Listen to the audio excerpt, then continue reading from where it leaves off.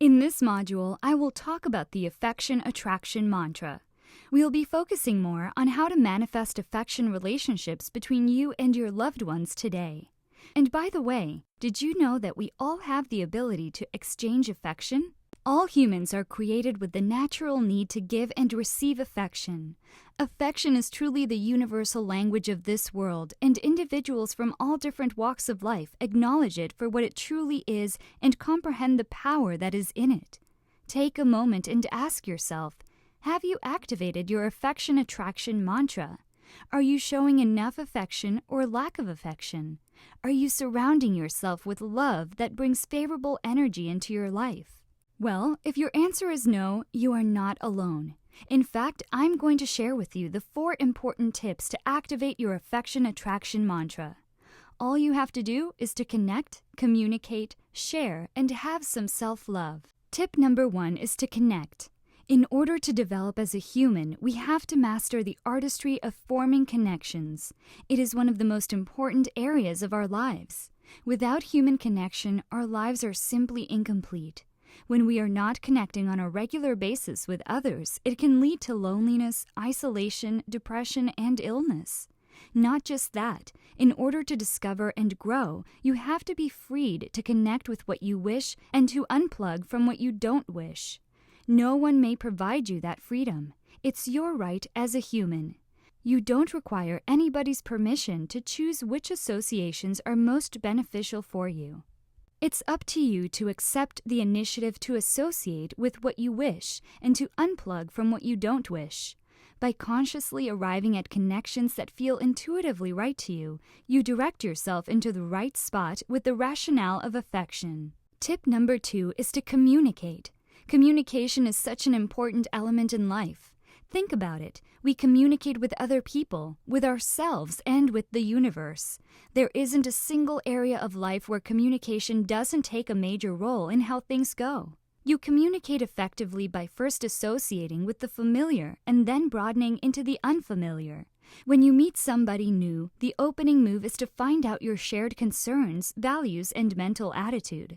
This produces a basic adherence of trust and friendship. Great communicating skills take time to formulate.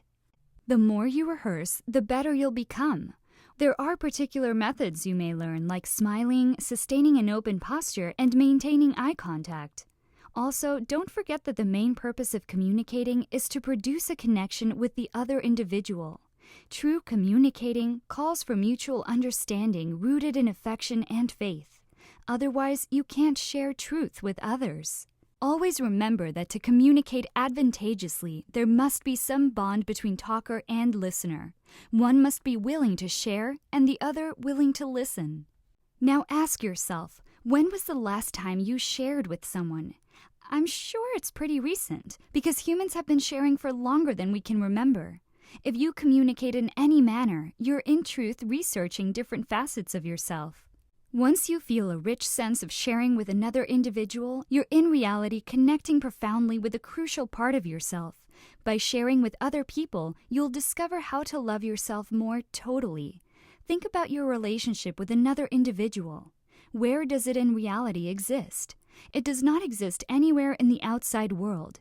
You can't merely point to it and state, "This is our relationship right here."